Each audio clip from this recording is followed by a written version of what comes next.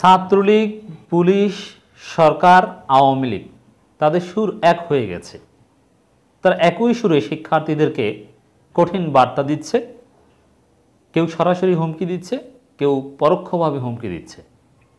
Chhatra League, police, সরকার, আওয়ামী লীগ সবার সুর এখন একটাই, আন্দোলনে নামে বিশৃঙ্খলা করা হলে ব্যবস্থা নেওয়া হবে, প্রতিহত করা হবে। ছাত্রলীগে বলছে তারা আন্দোলনে নামে বিশৃঙ্খলা ঠেকাতে মাঠে থাকবে, পুলিশ বলছে ডিসাইসিভ অ্যাকশন নেওয়া হবে, সরকারও বলছে ছাড় দেওয়া হবে না, জনদুর্ভোগ সৃষ্টি করা হলে প্রচলিত আইন অনুযায়ী ব্যবস্থা নেওয়া হবে। এর মানে একই সুরে কিন্তু মিলে যাচ্ছে।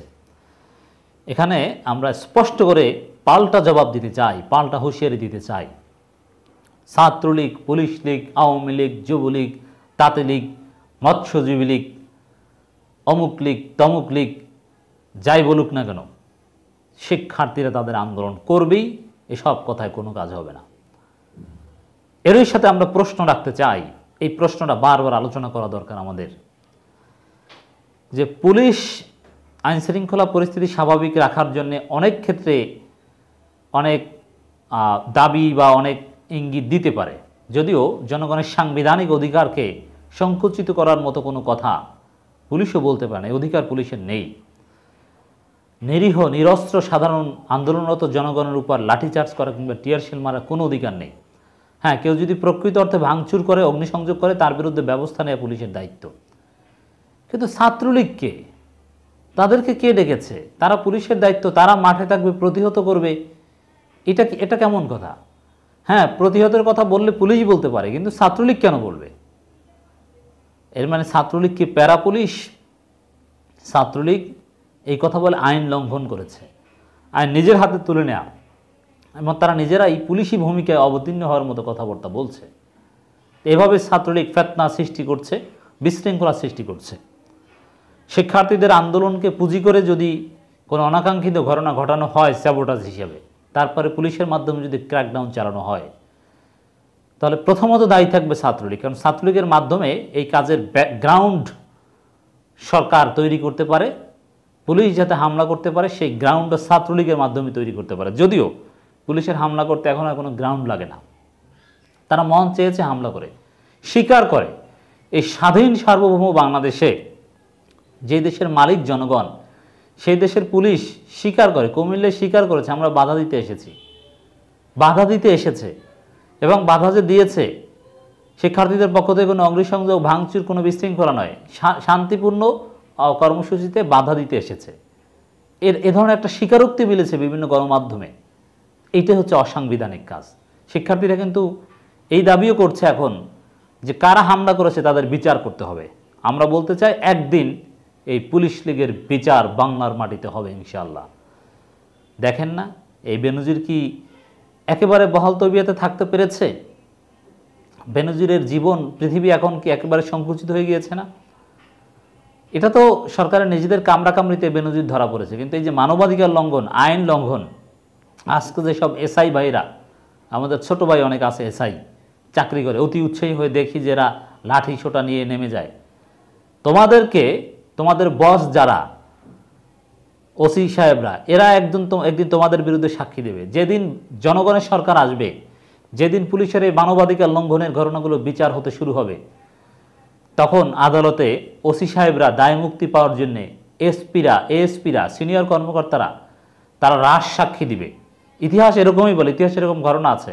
তারা বলবে যে না, এই কাজ তো আসলে ওই এসআই অমুক তমুক ওরা অতি উৎসাহী করেছে, আমি তো বলিনি, এবং এটা তো আইনে নাই, ওদের অতি উৎসাহী ভূমিকা দায়ী। দিন শেষে ধরা পড়বে বেসিক্যালি ওই এসআইরা। আর অনেক ওসি, ডিসি, এসপি, অমুক এসপি এরা কিন্তু ঠিকই সিস্টেমে, জনগণের সরকার আসলেও বিচারিক প্রক্রিয়ায় আইনের ফাঁক ফোকর দিয়ে অনেকে এক্সামশন পাবে, কিন্তু এসআইরা ধরা পড়বে। অতএব সাবধান।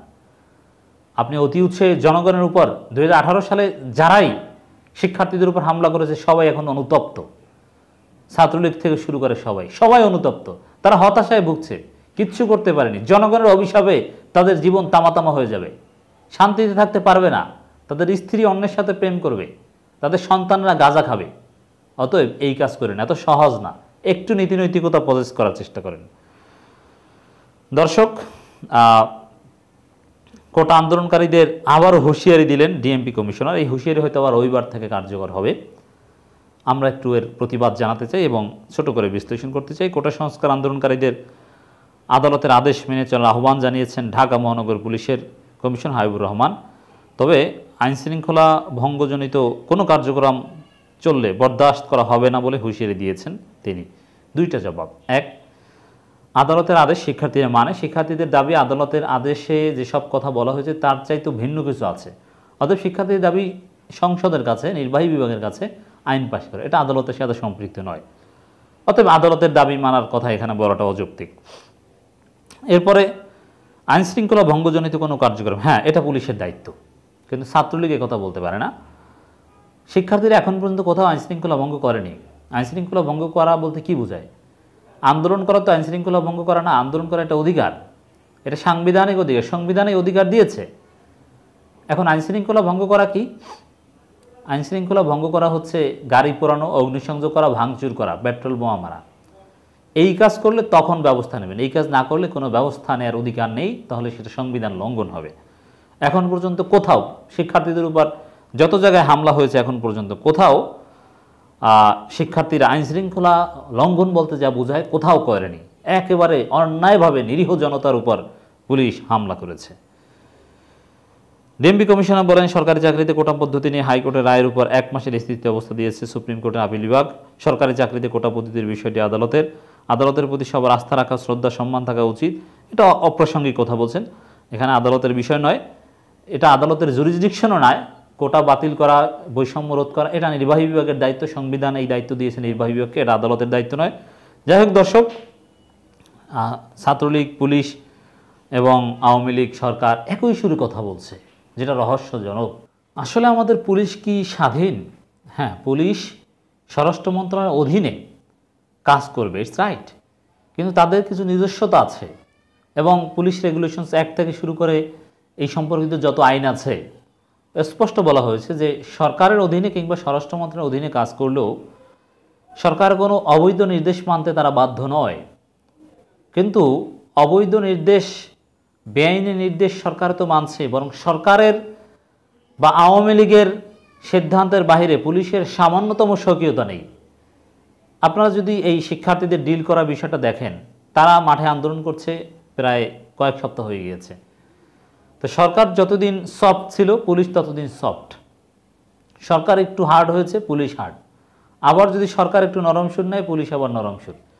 এর মানে আইনশৃঙ্খলা রক্ষার জন্যে পুলিশের যে একটা নিজস্ব ভূমিকা, একটা নিজস্ব পরিকল্পনা, একটা নিজস্ব ম্যাথোডোলজি, যে আমরা এই রাস্তা ক্লিয়ার করার জন্য এইটা করব, এই রাস্তা যাতে আটক না হয়, এখান থেকে শিক্ষার্থীদের প্রয়োজনে বিকল্প রাস্তায় আন্দোলন করতে বলবো, বা এইটা করলে এইটা করলে এইটা, মানে পুলিশের নিজস্ব সামান্যতম কোনো স্বাধীন স্ট্র্যাটেজি আছে বলে মনে করি না। এটা পুরোপুরি আওয়ামী লীগের প্রেসক্রিপশন এবং সেটা ছাত্রলীগের সাথে সমন্বয় করে হয়। তাহলে সরকারের সুরের সাথে সাথে পুলিশের সুর পরিবর্তন হয়, কঠিন হয়। সরকার নরম হলে পুলিশ নরম। এর মানে পুলিশের যে আলাদা একটা জায়গা সেটা নেই। তাহলে সরকার, পুলিশ এটা কিন্তু রাষ্ট্রীয় বাহিনী, সরকারি বাহিনী না, সরকারের অধীনে, কিন্তু এরা কিন্তু রাষ্ট্রের চাকরি করে। কিন্তু এই সরকার কি কাজটা করেছে? রাষ্ট্র, সরকার, নির্বাহী বিভাগ, বিচার বিভাগ কিংবা সরকার, এক্সিকিউটিভ, লেজিসলেটিভ, ছাত্রলীগ, এগুলো সব মিলে মিশে সব একাকার হয়ে গিয়েছে।